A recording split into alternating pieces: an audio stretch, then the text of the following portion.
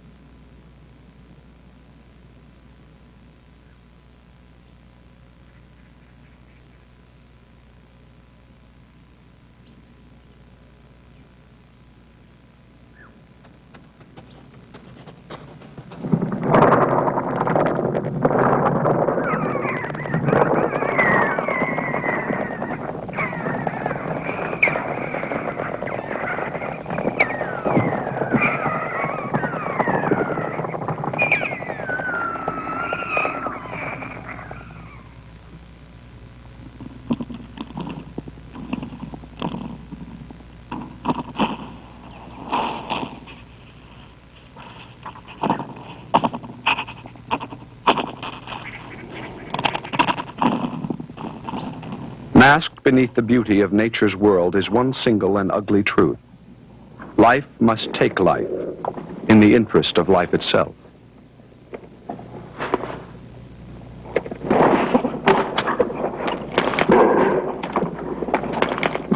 It is the mistake of arrogance to equate size with significance. For the less visible one's enemy, the more powerful his threat.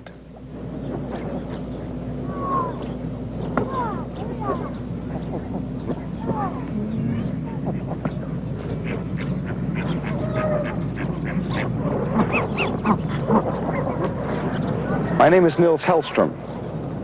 That name rings a bell at all. It's probably in connection with the words fanatic, lunatic, heretic. Actually, I'm a scientist, and these other descriptions have come as a result of my dedication and my work, my obsession, some have called it, with certain findings I've made. It's not easy to be obsessed. The past 18 months, it's cost me 2 fellowships, 1 assistant professorship, and even a few friendships. I don't care about that, really. In a way, it's kind of flattering. What I really regret is that after 9 years of concentrated work, I've learned something that no one wants to hear. But unless someone does hear, unless someone is at least exposed to it, we as a species might pass from existence without ever knowing why.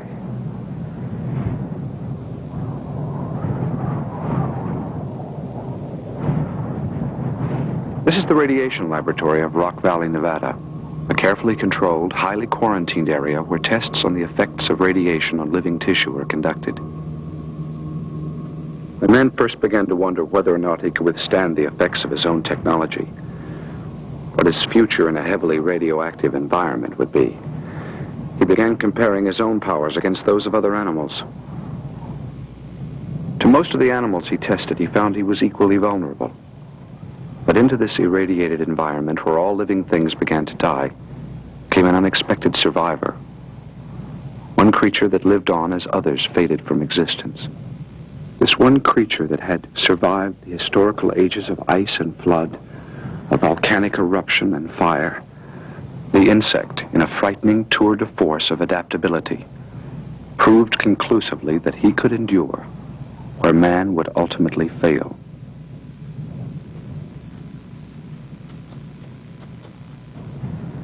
This and other evidence leads me to the following belief.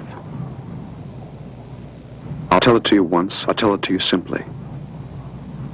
I'll tell it to you in terms that no one likes to hear. If any living species is to inherit the earth, it will not be man. Long before the time that hydrogen bombs and pollution have put an end to us, we will face competition for the earth itself, from a life form we arrogantly ignore. We will be overrun, deposed, and succeeded by an army that was here long before us and is ultimately better equipped to survive than we. Battalions of mindless soldiers entering the contest with capabilities beyond our imagination. Yes, I'm talking about insects. And if you at this moment dare to think this is lunacy, I invite you to remain in your seat. Draw your own conclusion and learn the inevitable destiny of ignorance. Primeval planet Earth, an arena of continual contest where only the most versatile and resourceful can endure. An atmosphere lacking in oxygen, scorched by day, frozen by night, continually bombarded by the deadly radioactive rays of the sun. In this testing ground where the mighty dinosaur would stagger and fall, one silent witness hangs on.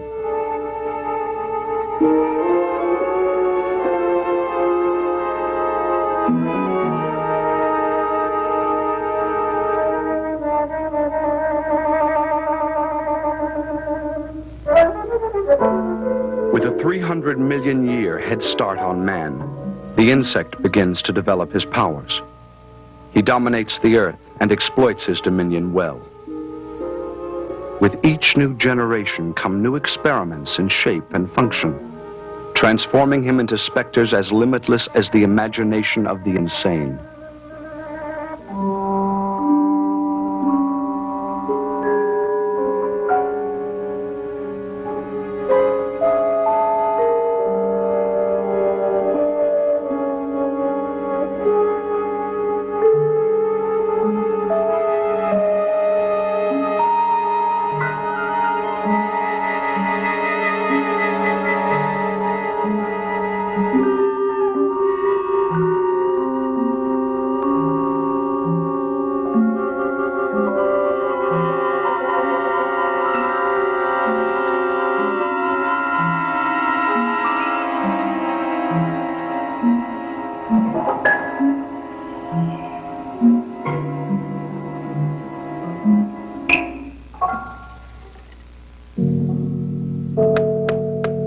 Unlike other creatures who struggled against their environment, he learned early to seek its protective embrace.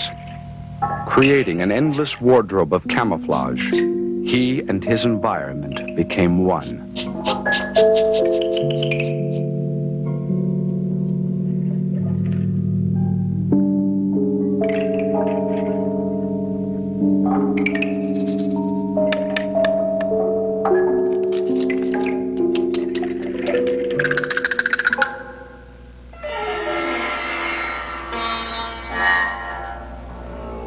When the predators came, he was nowhere to be found. So artistic his methods of deception that they would crawl upon his body in their very search for prey.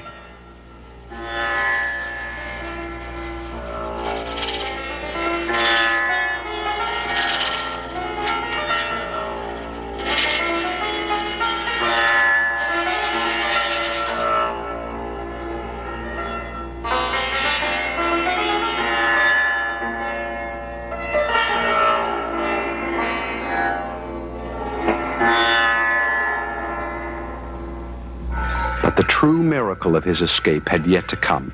At a time before other creatures were even aware there was a sky, the insect was able to leave the ground.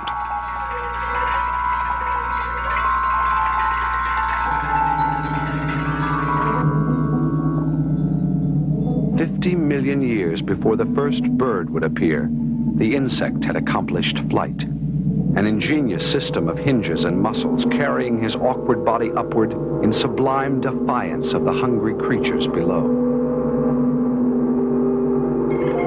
Having exploited the water and land, now into a virgin sky they soared. Their instinctive need for expansion nurtured by the winds of heaven itself.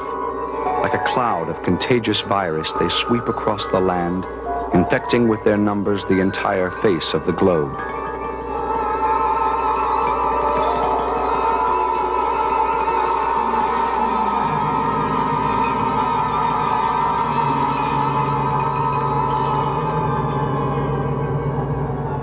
But the prehistoric Earth is not without defense, for carefully interwoven in the matrix of innocent beauty is a macabre masterpiece of revenge. Plants, too, have become predators. The cobra plant luring its victims into a maze where they will be constricted and digested without mercy.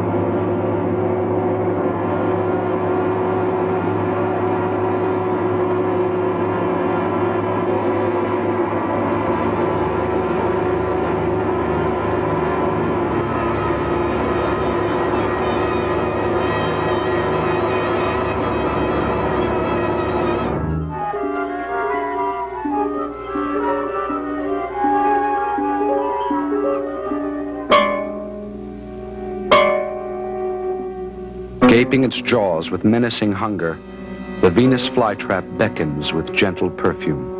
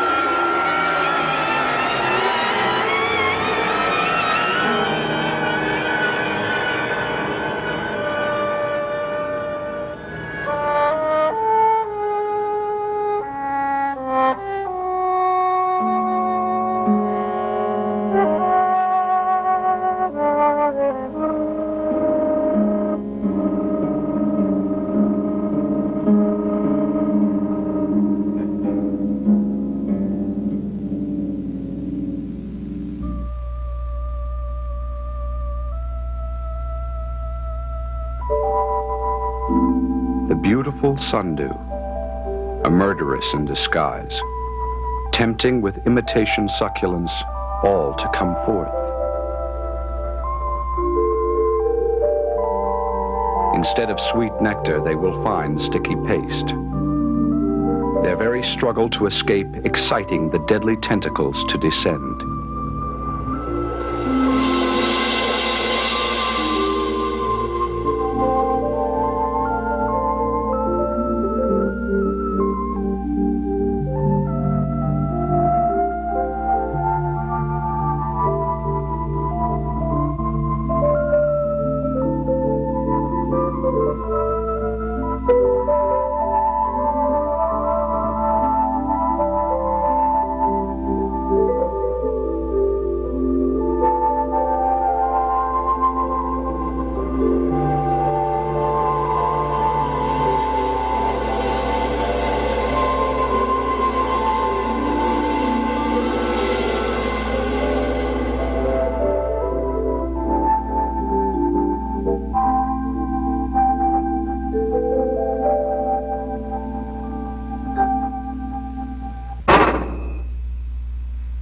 Their indifference born of necessity. Others too become an instrument of death.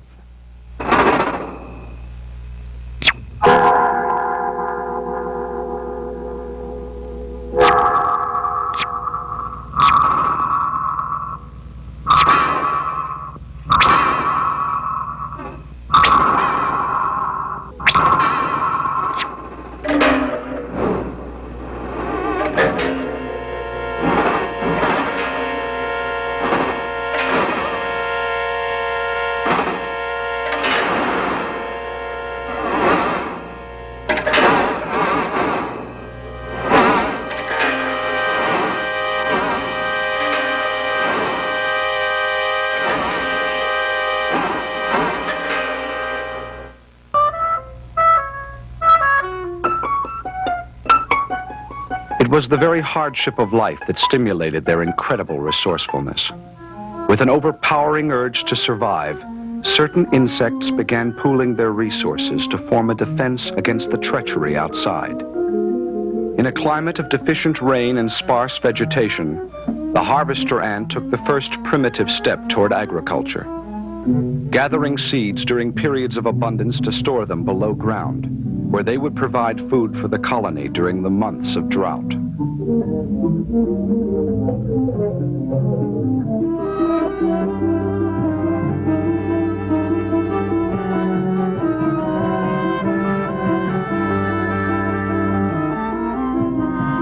While the adults are out working in the field, the young take on the responsibility of child rearing.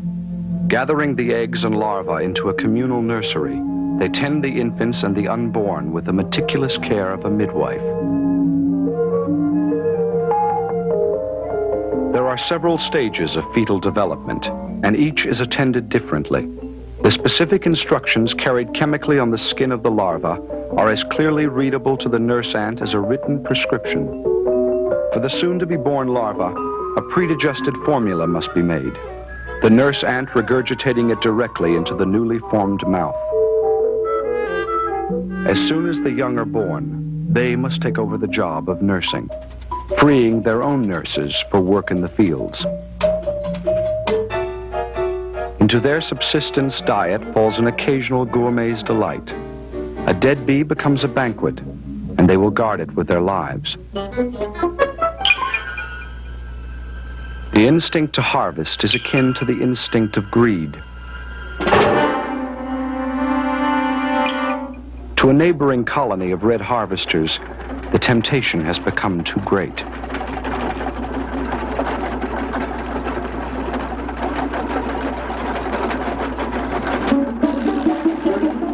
Over the carcass of a bee, they plunge themselves into destruction.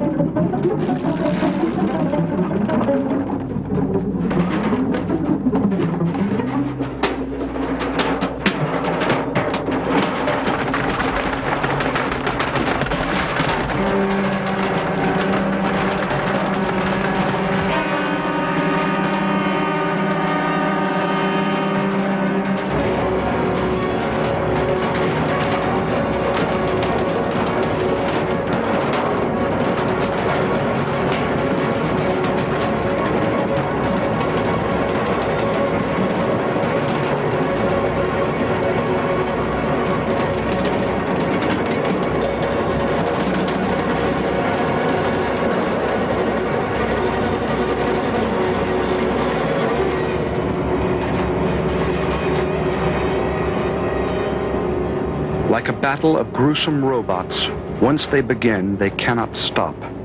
With their own parts strewn upon the ground, they continue to fight, the battle ending only when the last of them is dismembered and dead.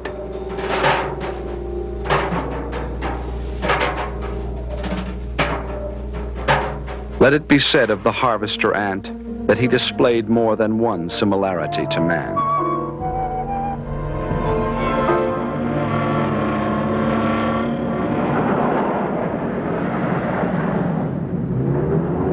As a scientist, I would very much like to have been on hand during the first 7 days of creation. I would like to have seen the ironic smile on the Creator's face as he gave each creature a different strength, knowing full well that eventually only 2 among them would be left to fight for what remained of the earth. That seems preposterous. Here's a little fact for you. Today, as most other animal species are diminishing in population, only 2 are definitely on the increase: man and insect. Man, because he is the only creature with the ability to radically change the earth, and the insect, because he is the only creature who can adapt to whatever changes man can make. When you see him in a certain perspective, it is we who are the dwarfs, he who is the giant. He can pull an object 100 times his weight, jump a distance 50 times his size. And if he's carrying the right kind of juice, kill tiny creatures like us with a simple bite in the back of the neck. Assuming for the moment that he is our opponent, let's see in a physical sense what he has going for him. Face is functional and without expression. Only eyes and a mouth, just enough to keep the rest of the body alive. No muscles to smile with, or frown with, or in any way betray what's lurking beneath the surface. You'll notice he has no ears or nose, but don't think it makes him oblivious. He can see us and hear us through 1,000 tiny hairs that warn him of our presence in every pore of his body. Compared to man, he's considered primitive. But for this reason, he's ultimately more durable. Their life begins as ours, the fertilization of a single cell.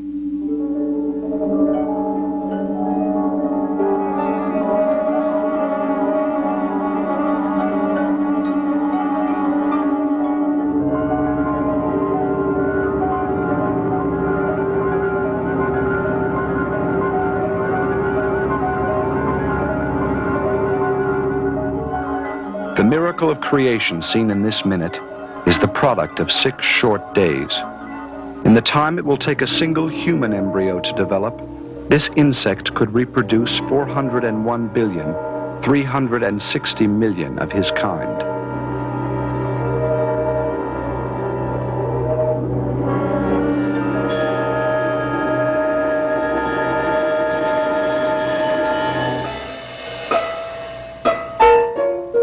Unnoticed and unloved, they come into this world possessing all the knowledge they will need for an entire lifetime.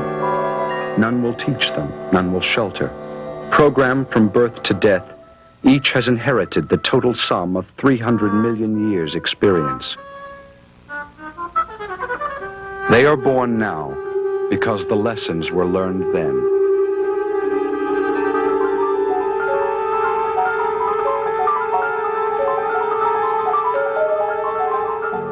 Physically, they are a miracle of engineering. Their skeleton is on the outside, allowing greater leverage to muscles within. They move by a system of hinges, flexing in infinite variation as the situation demands.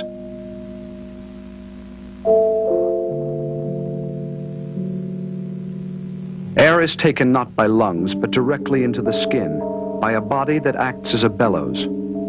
Defense mechanisms are everywhere. Spikes and prickles, stingers and thorns, burning chemicals and poison spears that jut angrily into the air.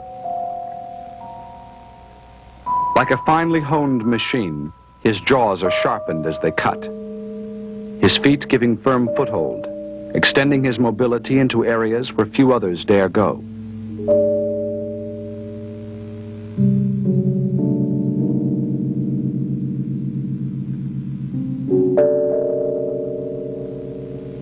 Even his heart is something alien. A colorless substance courses through his body in response to the spasms of a transparent chamber.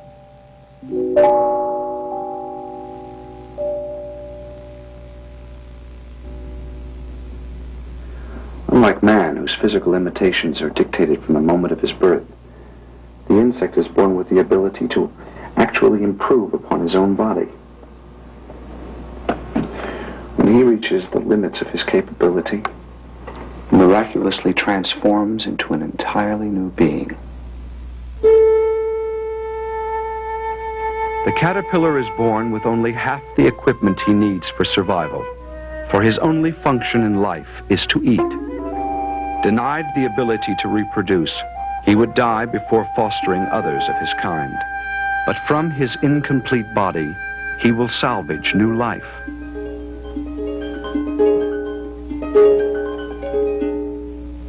Hardening from within, his skin begins to split, extruding with convulsion an alien, sleeping form. Through a process similar to the contractions of birth, the new form squeezes outward into the air, a creature with no resemblance to the life it had just hours before.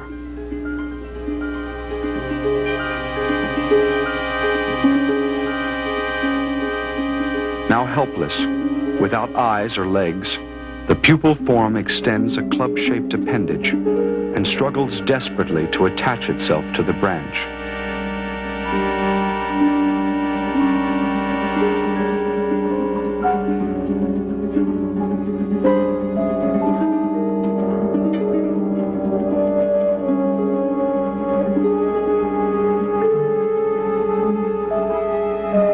Having outlived his function, the caterpillar is gone, his pathetically shriveled remnant cast off like a worn-out coat. It is the miraculous process of metamorphosis. In hours, the unsightly mummy has been wrapped in beauty, a coffin adorned with jewels where he will slumber until the signal comes to awaken. Within the privacy of this chrysalis, his transformation becomes complete. New cells replacing the old to create an entirely fresh existence. A creature with no awareness, no memory of any existence past.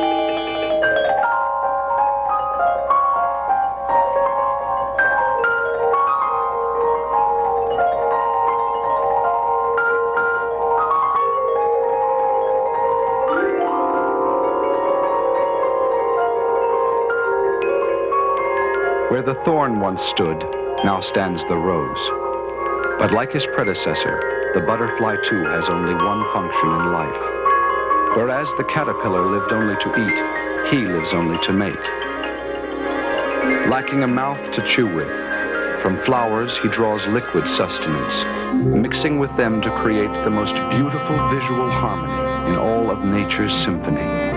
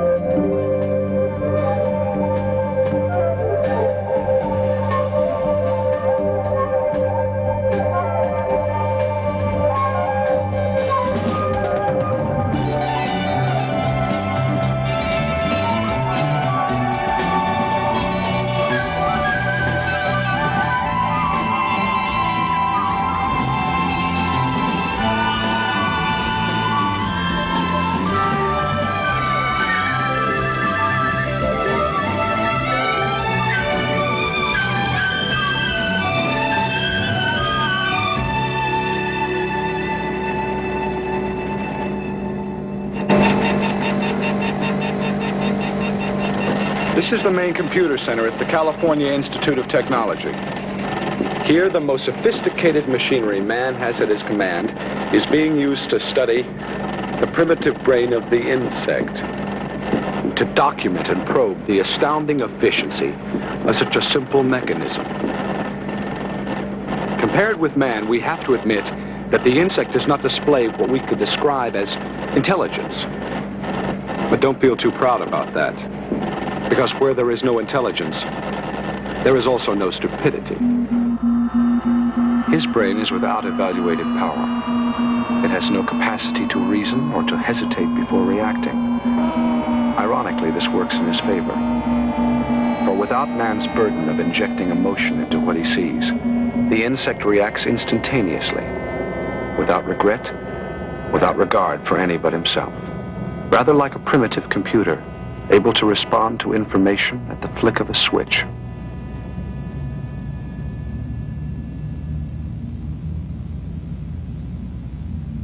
Now, I wouldn't dare compare a brainless insect to man's brilliant computer, would I? Think about it. A computer is a mechanism programmed with 1,000 tiny bits of information. It operates by juggling that information into a form of logic. I humbly submit, it's not without analogy in the insect world. The living prototype of the computer was designed by nature herself, long before man ever set foot on Earth. The termite mound, one of the first experiments in social order. Deceptively tranquil facades masking the intricate workings within.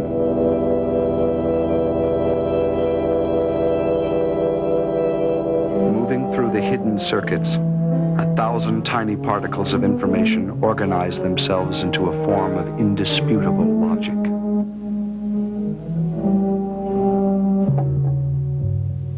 Their source of power are their queens, great throbbing masses of energy, motivating all with their insatiable need.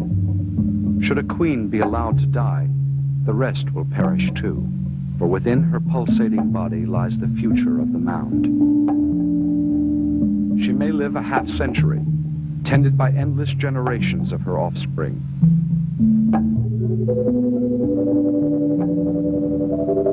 Unable to feed herself or move, she exists to manufacture one product, the indispensable commodity of new life.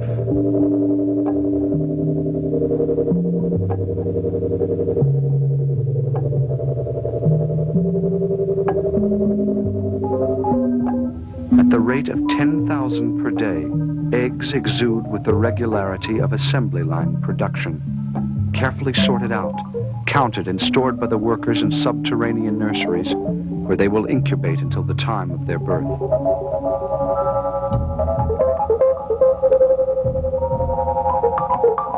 Once born, they too will make their demands, requiring continual feeding until the time they can fend for themselves. Never able to leave the protective walls of their mound, they come into a world that is completely self-sufficient.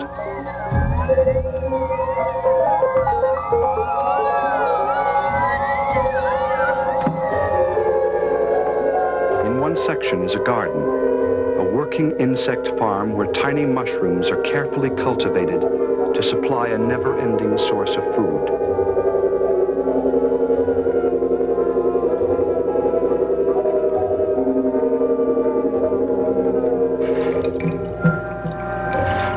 The entire society is guarded by soldiers, sentries equipped with outsized jaws, who will warn with a snap of their heads if the mound is ever invaded by enemies.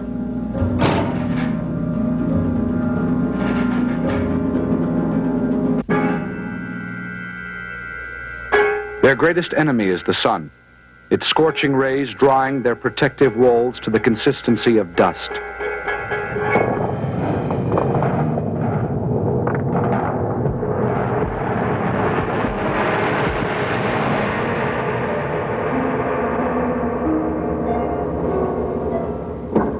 The mound ripped open, they stand defenseless against attack. Moving with sudden frenzy, the soldiers assess the damage.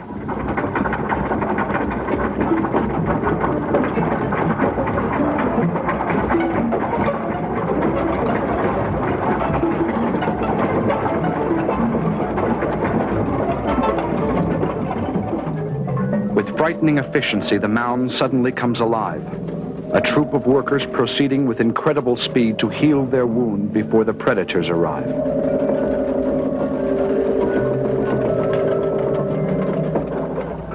Exuding paste from special glands, they fight to rebuild their shield. But in their work is desperation, for the drying rays of the sun begin to suck the life from them too.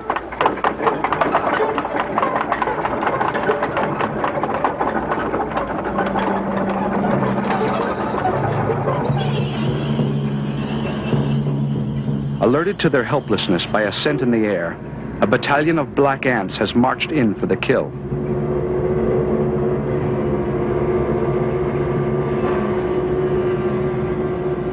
Rising to the job they were born for, the soldiers move unquestioningly into battle. Heedless of a battle that rages only inches away, the workers toil ceaselessly to seal off their world from the dangers outside. Deep within the catacombs, sudden attention has turned to the queens. The workers risking suffocation in an attempt to roll their enormous bodies to a place of concealment. Once there, they will be walled in, covered by earth until the battle is over.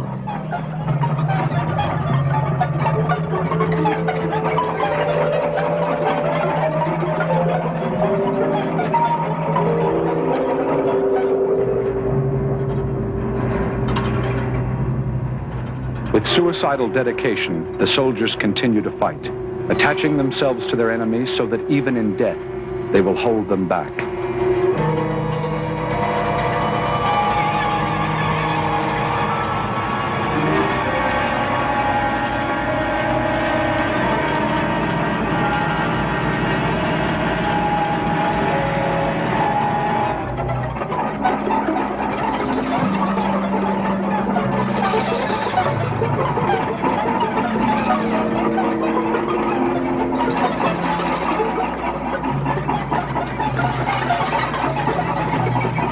When the walls are sealed, the war is over. But now the outnumbered termite soldiers bear the full fury of attack.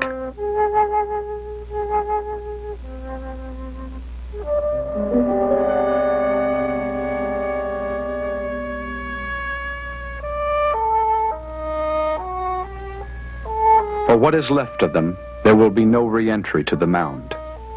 They fought to have it sealed, and they will die because they won. Obsolete components, they are no longer useful to the whole, condemned by their inflexible programming to the continuation of their kind.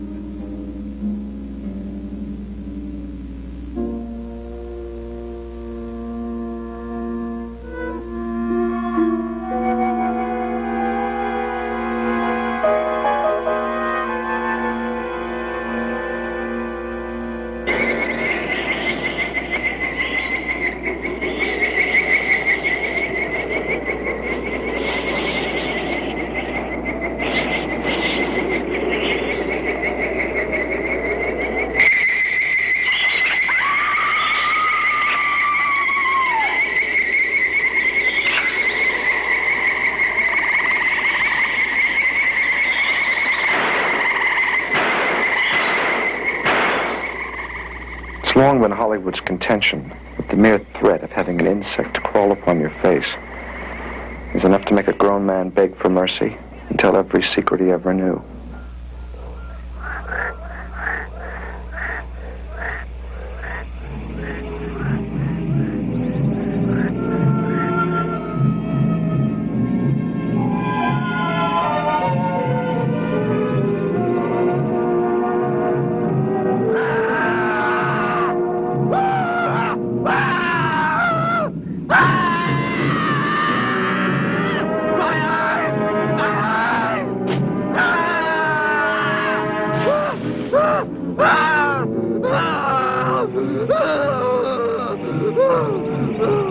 Psychiatrists tell me that from childhood nightmares to adult schizophrenia, the insect is a common fixation in the human mind.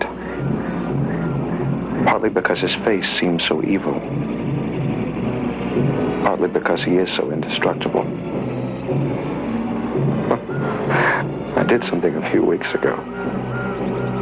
experiments, you might call them. Sort of a hidden camera to demonstrate the extent of human fear in regard to insects. It was very revealing. Whoa!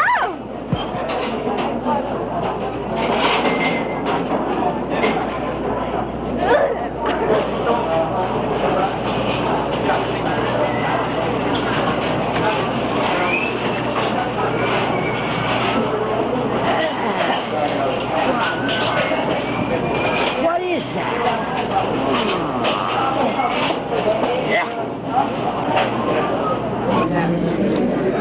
Oh. No. It's awful.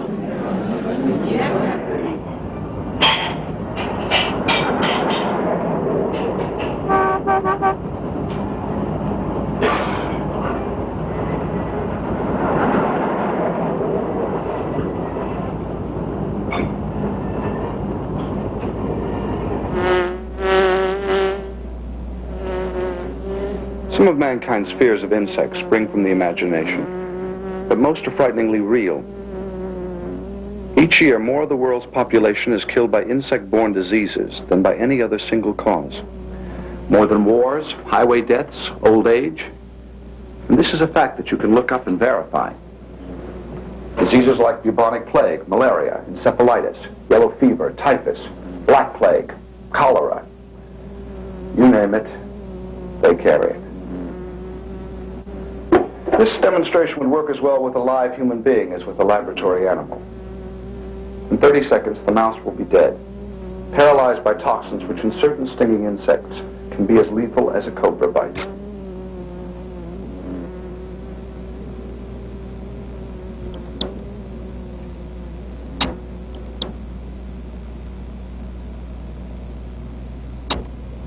Today, increasing numbers of people are born with a fatal allergy to wasps and bees. It's called an anaphylaxis reaction. For them, a sting in the leg will stop the heart as quickly as though it had been hit by a bullet. And here's the master executioner of them all, the mosquito. Genus Anopheles, #1 killer of man on the planet Earth, capable of carrying malaria in 12 different varieties. Ever wonder how David slew Goliath? Like the insect, he wasn't afraid to die. Disease is only a part of it, for the insect has an even deadlier method of crippling man. It is to strike directly at his food source. Each day, as man's population increases, he finds himself in deepening competition with the insect to devour the Earth's resources. The insect has been called a walking digestive tract, and not without reason. To support his own life, he will consume as much as 100 times his own weight each day, which to each of us would be like eating an entire cow, a herd of 30 each month. And as the insect population grows, he naturally needs more. To those who have witnessed the hideous display of appetite, the outcome is clear. If allowed to continue on his reproductive rampage, the insect will defoliate the earth.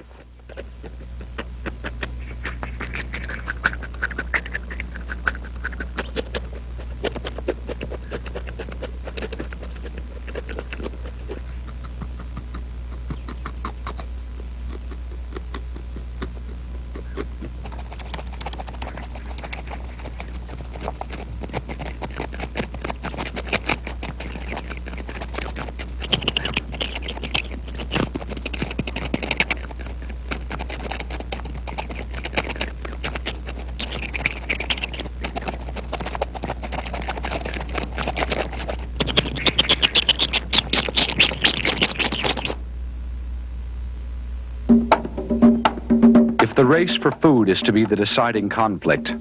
Let no one say it came without warning. From the beginning of time, man has stood helpless, watching the very soil he nurtures give birth to his deadliest enemy.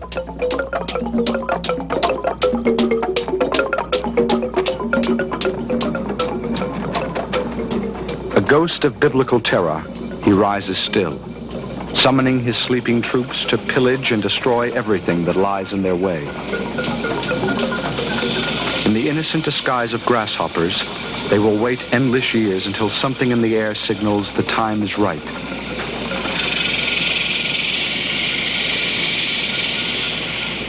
Then massing together, their bodies begin to change. Like Jekyll into Hyde, great jaws and wings burgeoning outward as they begin their monstrous flight into hell. Too late, they are recognized as the locusts.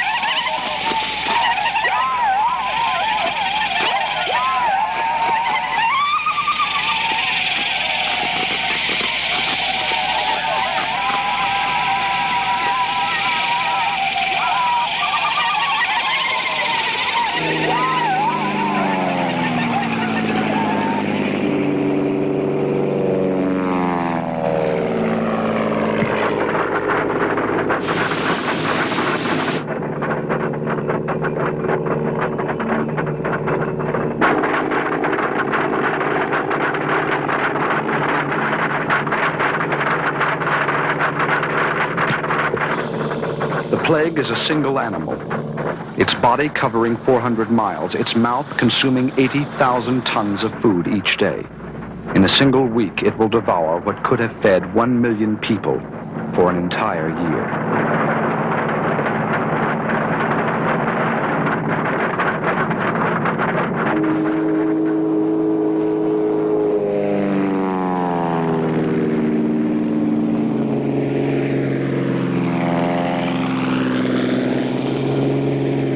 Advanced technology, man fights back. To most, man's efficient poison will bring instant death. But the few who survive will develop an immunity, a tolerance to ingest the poison with no harmful effect. Returning to the silence of the earth, they will pass on this immunity to new generations of billions.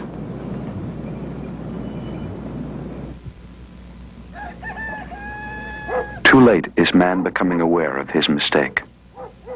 Yeah. First year we had them licked. We sprayed DDT like everybody else. A couple of days, they's gone. I mean, we did see one. Said, oh boy, thank God for that good old DDT, you know? And what about last year? Well, last year we sprayed Dildren. This regular DDT just didn't seem to do it. I mean, just didn't work. And this Dildren is maybe, 100 times more powerful. And it killed them? Well, some of them. About half. And we got maybe half a crop. And what about this year? Well, this year. This year we sprayed with DDT and Dildren. We sprayed and didn't do any good. I mean, they just kept coming. It was almost like they liked it, like it tasted good. We must have sprayed 10 times more than normal. But you killed them? Yeah, we killed them. And what about your crop? Well, it's condemned. It's poison. We licked them all right, but we got to burn it. We got to burn it all. In fighting the insect, we have killed ourselves, polluted our water, poisoned our wildlife, permeated our own flesh with deadly toxins. The insect becomes immune, and we are poisoned. In fighting with superior intellect, we have outsmarted ourselves.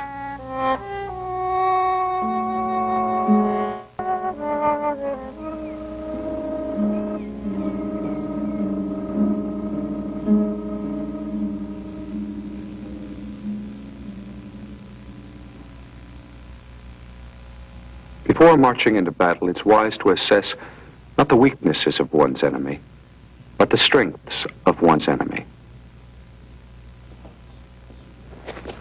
Not only his innate physical and mental capacity, but his technology. If technology seems a strange word to apply to insects, you're in for a surprise.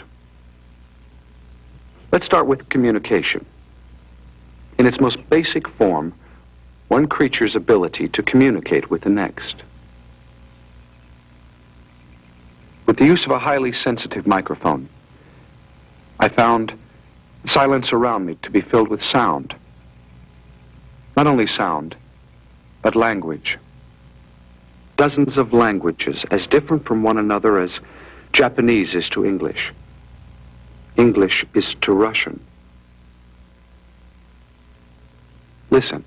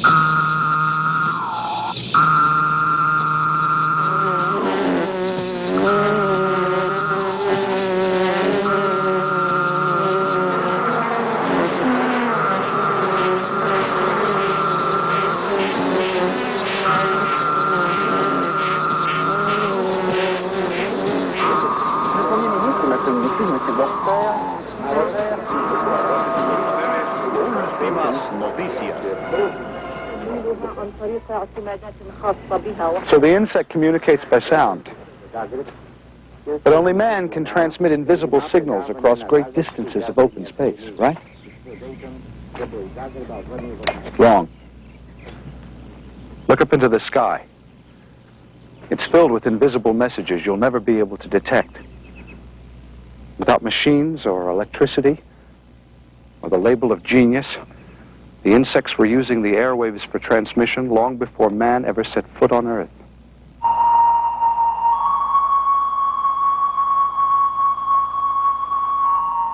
In the silence of a summer night, the female Luna moth conducts a long-distance conversation. Its receiver at the head, its transmitter at the abdomen. The message travels not by sound, but by scent. An invisible signal called pheromone, penetrating the night air for 20 miles in every direction.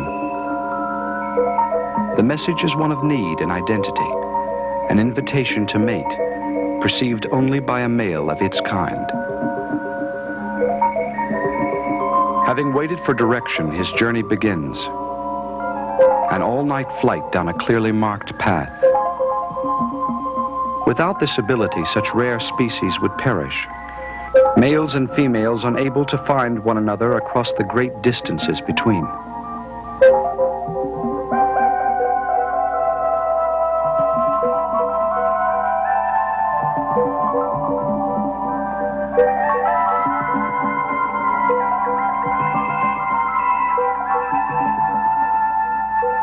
Anonymous in the night, their once-in-a-lifetime courtship begins.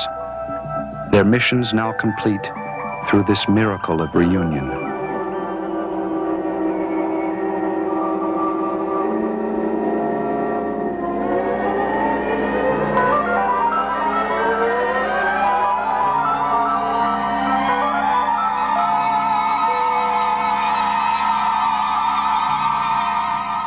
The last time we even thought about dancing together, I wound up drunk and disorderly. No, you were charming.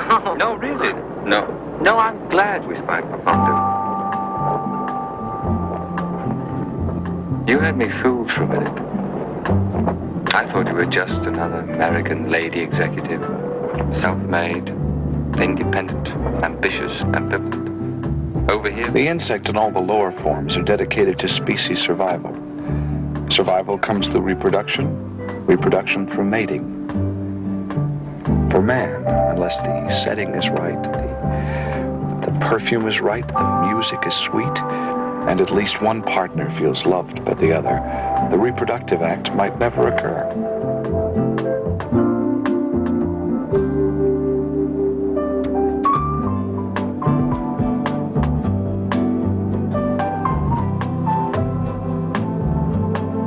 As biological mechanisms, you can see that this is not terribly efficient. Males and females of all other life forms are drawn together in the direct and singular interest of reproduction.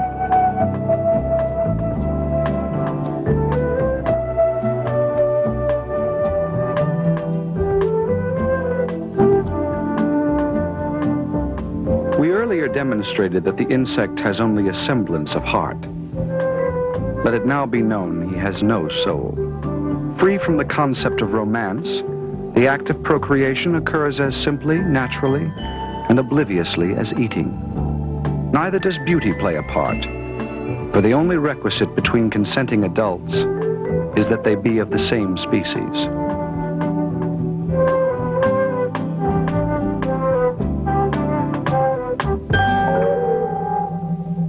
Between two jumping spiders, close relatives of the insect, a ritual of semaphore signals communicates identity and willingness to proceed.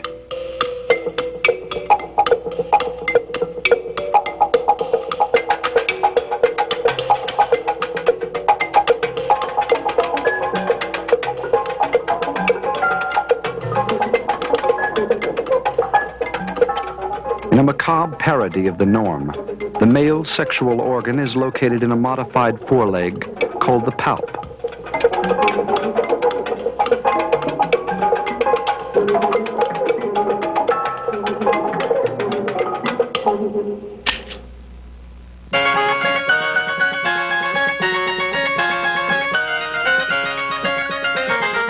The incredible feat of engineering called web building is done for two purposes. First, to catch a meal. Second, to catch a mate.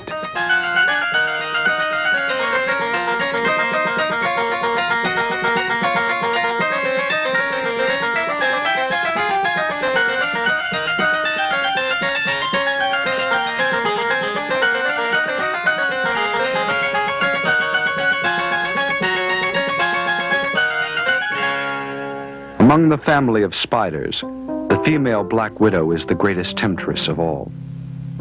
Throbbing with obese sexuality, her rhythmic movement upon the strands excites a lover 1/10 her size to cautiously come forth.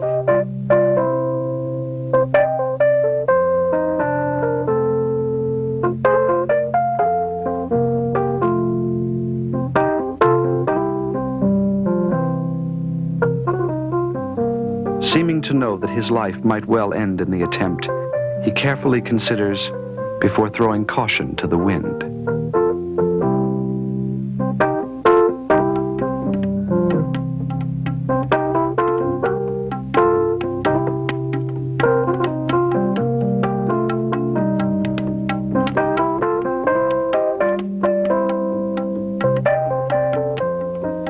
Never did a more gentle lover exist.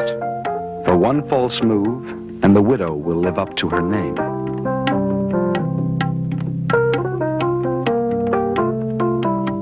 Stroking her abdomen as a token gesture to foreplay, he hurries on with his business. Too close for retreat, he gives his fate to a more powerful urge. With a sexual organ extending from his palp, he unites in mindless ecstasy.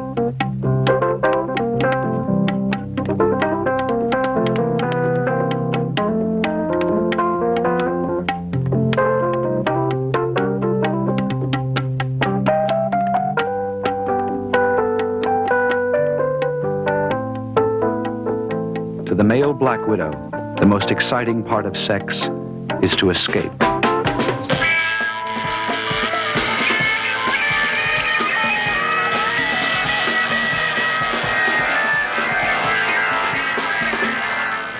Puncturing his head, she sucks his body dry.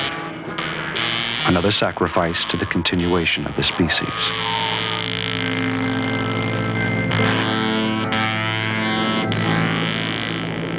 Ever notice how from a great height a society of human beings takes on the appearance of so many ants, scurrying to and fro? if you have, it's a rather dull-witted observation, because there's really no similarity whatsoever.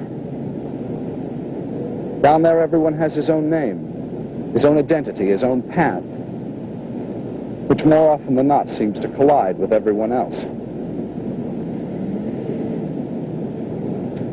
It's quite unique to human beings, this sense of individual purpose, this need to compete with all the rest. True, as individuals, it gives us strength. But as a species, it threatens our chances for survival. Think about it sometime. If we seek a so-called perfect society, then we must look to the community of bees. For here there is no ego, no competition, no individual need. Each coming into this world with an instinctive understanding that he must support the rest. The foundation of this society is the worker, a sterile female born to the legacy of continual toil until, after just 3 months, she dies of exhaustion. Next, there are the drones, potent and beautiful males, pampered by the workers for their singular function of mating with the queen. So specialized is their function that they are unable to eat by themselves and must be fed mouth to mouth by the workers.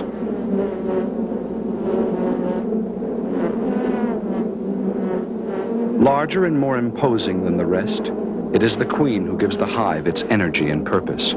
She is the only reproductive female, therefore the very life's blood of the species.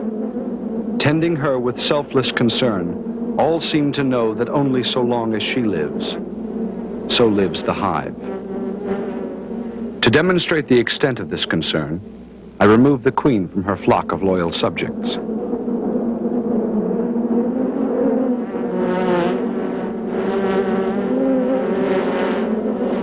Immediately, there is a unanimous cry of outrage. But as the news filters down through the ranks, the workers begin to act. Selecting the larvae of ordinary workers, they feed them with royal jelly, a substance which will turn the commoners into queens. As the larvae will now grow larger, royal chambers are prepared, a gigantic nursery to nurture the only hope for their questionable future.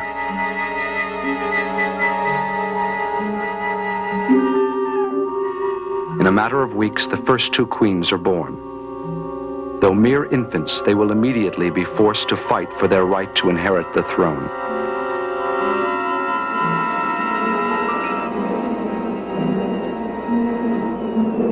Clustering around them, the workers act as seconds, crowding them together so they will fight to the death, but pulling them apart so that both will not die. It is a purposefully designed test of strength. Only one queen can reign, and it must be certain she is the stronger.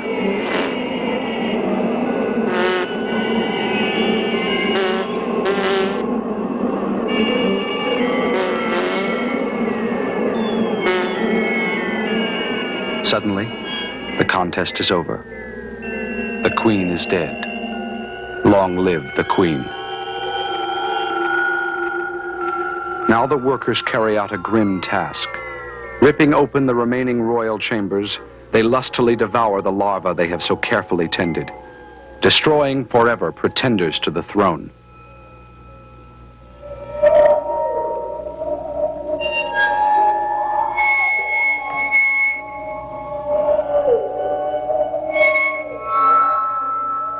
But if the hive is to endure, the virgin queen must mate.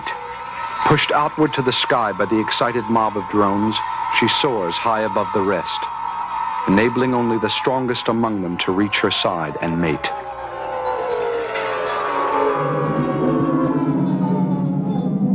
The ceremonies ended, the queen too begins a life of servitude. Moving across the endless expanse of honeycomb, she begins to deposit eggs. From now until the day she dies, this will be her life. Celebrated but enslaved, an object of worship only so long as she serves. In the perfect society, there is neither emotion nor mercy. Precious space cannot be wasted on those who have outlived their usefulness. Having mated with the queen, the drones are now dispensable. One by one, they are hunted down by the army of workers, captured and cruelly cast out to die.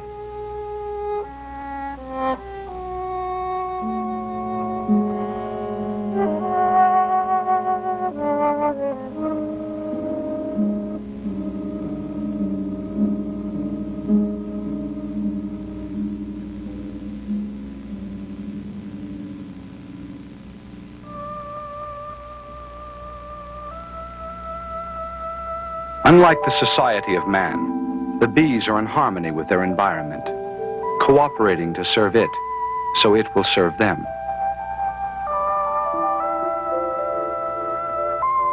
To the flowers that feed them, bees are messengers of procreation, taking sweet nectar in exchange for carrying pollen on their legs from one plant to another, acting as the link between male and female for a life form that cannot touch.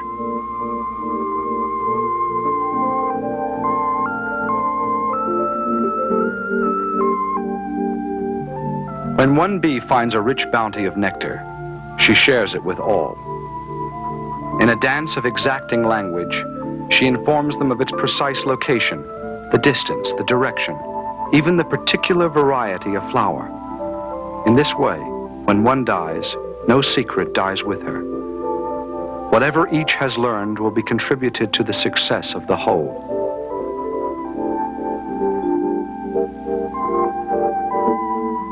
In the cooperative society, the fate of each is the destiny of all.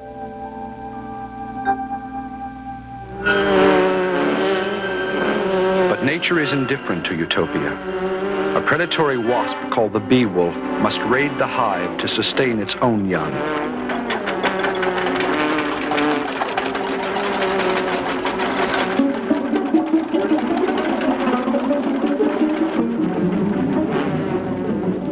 Like bizarre killing machines, the wasps yank the defenders from the hive and crush them in their huge jaws.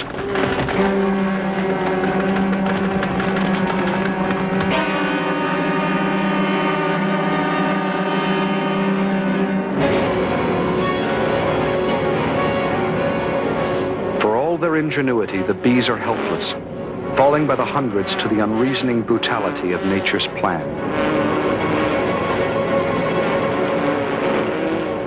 Each worker bee can sting only once at the cost of her life, and the wasps must be stung many times.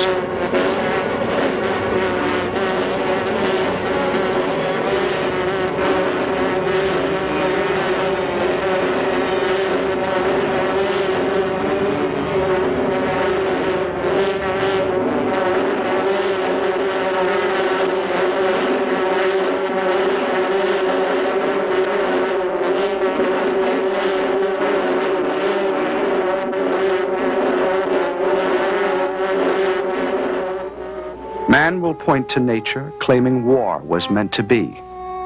But here they died with reason, through selflessness, not greed.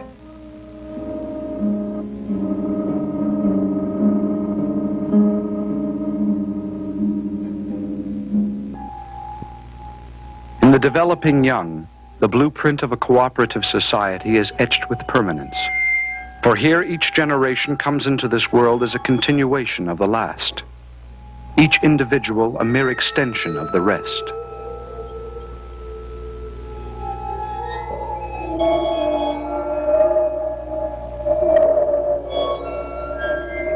Without the burden of intellect, emotion, or individual identity, these creatures were given something we weren't, the knowledge that they must work together to create the elusive utopia, the perfect society.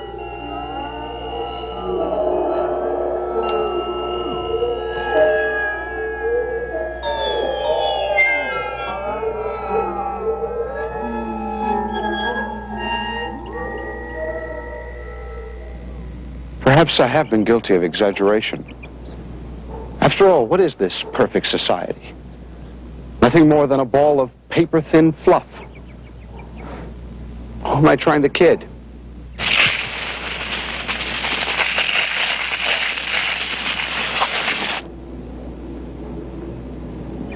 The power of destruction. We can play like gods. Who are they, after all, but a bunch of wretched, unimportant, heathenistic creatures without even a passport to heaven? I am man, and man is made in God's image, and man can therefore destroy.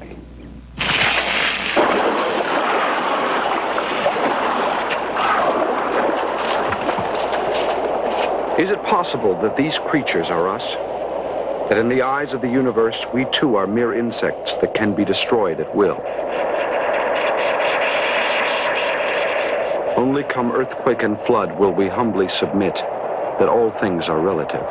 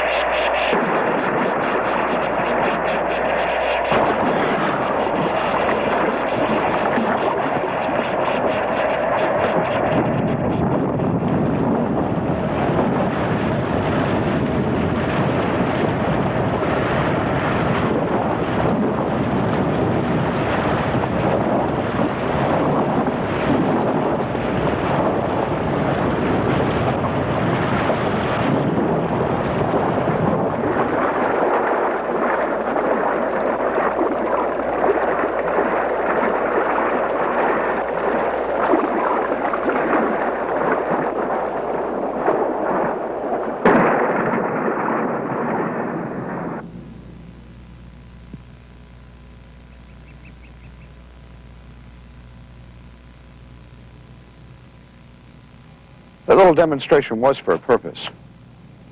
If I were really God and this was man's world you just saw destroyed, if just one man and one woman were left alive, it would take maybe 2 million years to put it back together again the way it was before the Holocaust. For these helpless creatures, without the power to reason, without the ability to imagine or dream, it would only take 2 weeks. Confronted with this incredible resourcefulness, this desperate desire to survive, we must wonder why. What is the value, even for oneself, to sustain an existence that must ultimately end in death? The insect has the answer, because he never posed the question.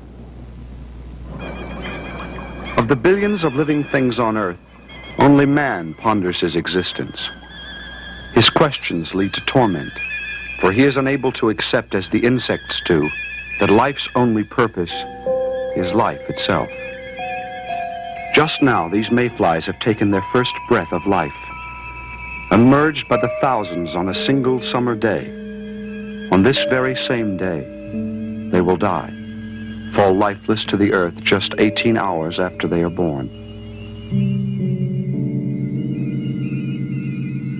Having incubated for 12 months in the mud of the river's floor, the entire generation emerges at once to share their fleeting experience.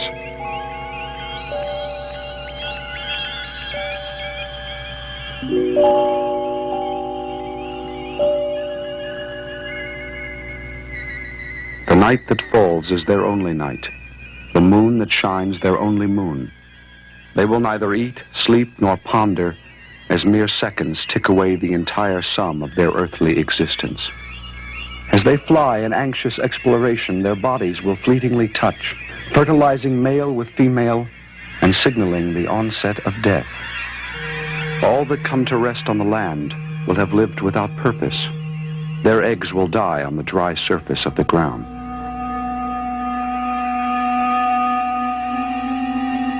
But those that fall upon the water will serve to reproduce their kind. For in the very agonies of death, new life is pushed forth.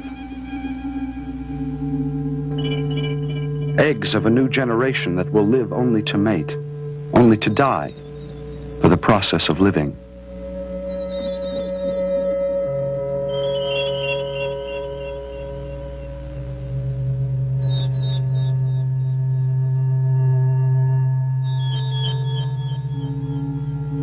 What is the life of a few hours' duration? Could each of their minutes have been like our years?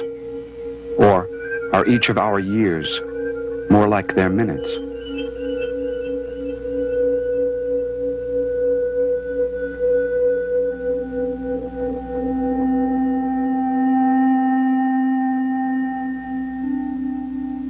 How did we spend our few hours? Tormented with questions of why we were born, or like they, accepting the gift and gently saying goodbye?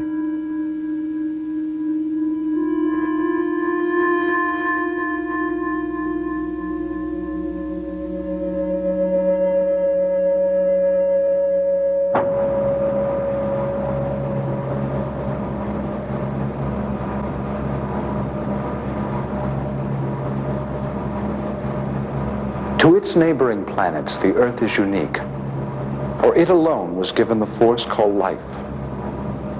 Among the many forms of life, man proclaims himself the apogee and believes he has an alliance with God.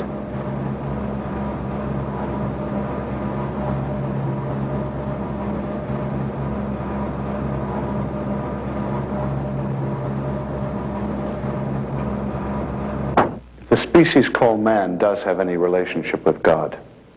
It's because he alone is able to undo God's work. I don't say he does it maliciously or on purpose. Just that as other creatures were endowed with the instinct to survive, we seem to have been endowed with the instinct to destroy. It is the need for individual luxury that creates the technology that destroys the planet, making it uninhabitable for all but one, the insect. The industrial waste that poisons our air, the DDT that poisons our food source, the radiation that destroys our very flesh are to the insect nothing more than a gentle perfume. And the toxins that are killing us and our fellow creatures, the insects live, reproduce, thrive, and gain strength by virtue of our growing weakness. I have something very unusual for you to see, which I've been saving to the last. It is to me a visual summation of the force to be unleashed if the balance tips any further in the insect's favor. It is, in a single demonstration, a portent of the future.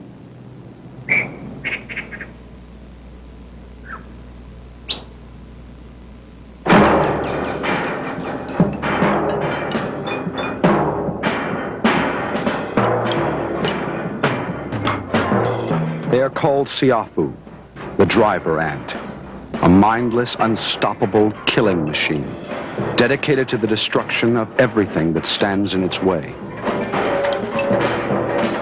Each of them is completely blind, driven forward through the darkness by a single demanding need within, the need to kill and plunder.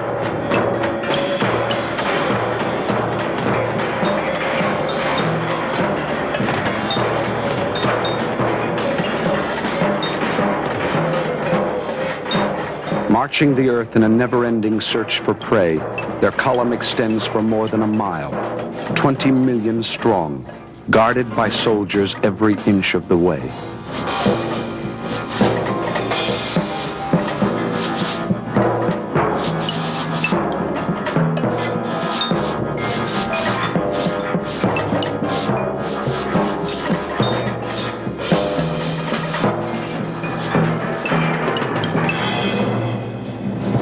No obstacle, no weapon will quiet their lust, for they will sacrifice their lives to continue on their way. Bridging a river with their own bodies, those on the bottom will quickly drown, continually replaced by others until all have moved across, unconcerned with the ones they left behind.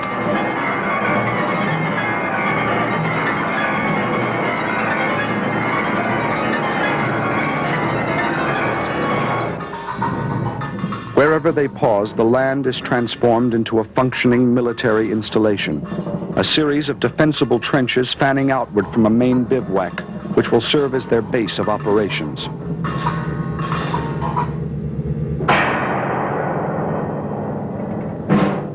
While living quarters are constructed within, the outside is guarded by sentries. Soldiers stationed on ready alert who continually test the air for any sign of an enemy.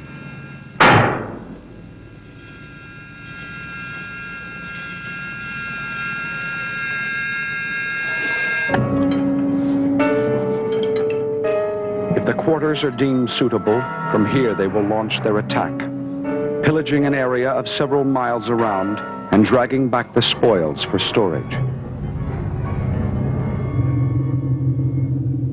Like others of their kind, they too have a queen, but their mission does her little honor. Her body scratched, her legs worn to stumps from being dragged hundreds of miles, she is unceremoniously pushed into a place of safety. Those that maneuver her are born to this one job in life, called by scientists the royal chariot.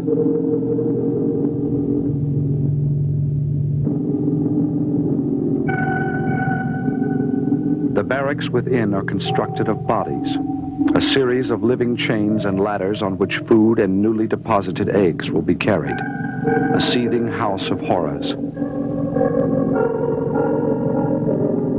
While on the outside, soldiers will soon begin to fall, more are created within.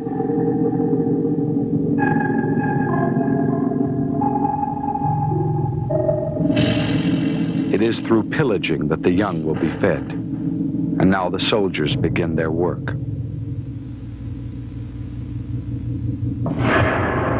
Pouring out of the fortress, a raid begins. The ants fan out and form a huge pincers to encircle and confuse their prey.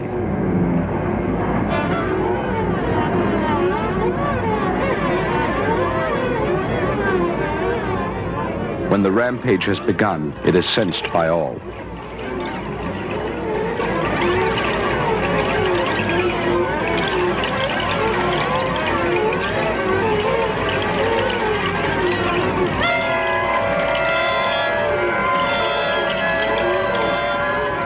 Like running from a forest fire, in their very panic to escape, some will race directly into the flame.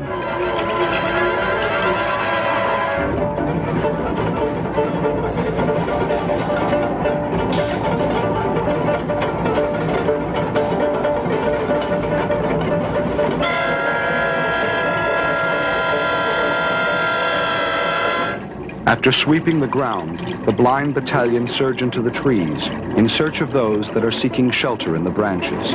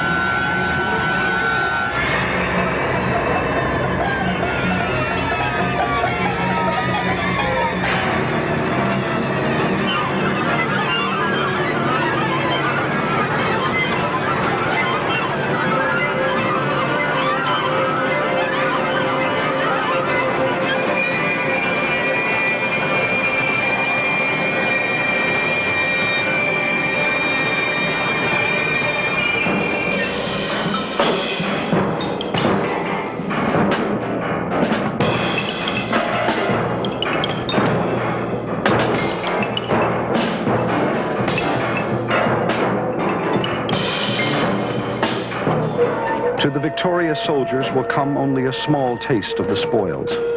The bodies of their victims carried back whole to be evenly divided among the waiting millions.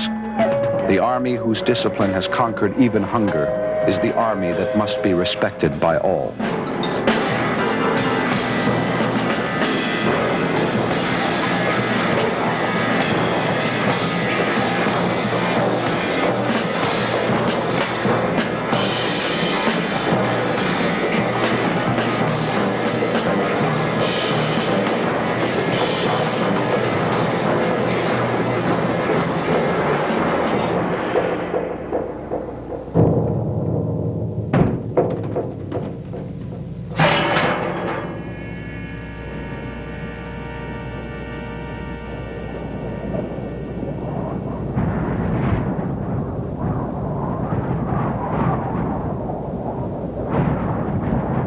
What mistake, one wonders, did the mighty dinosaur make? Was he too so arrogant that he defied powers greater than himself? Or was he perhaps created as a momentary amusement, an idle joke to pass the empty time of 100 million years? From what is left of an existence, one will never know. Only that a species has tried and failed, proving in his failure that he was not the chosen one. As for who the chosen one really is, only time will tell. But if we claim to be creatures of reason, we know he stands among us now, waiting patiently beside our deathbed like he has at so many others. In a logic that perhaps no man will ever understand, the true winner is the last to finish the race.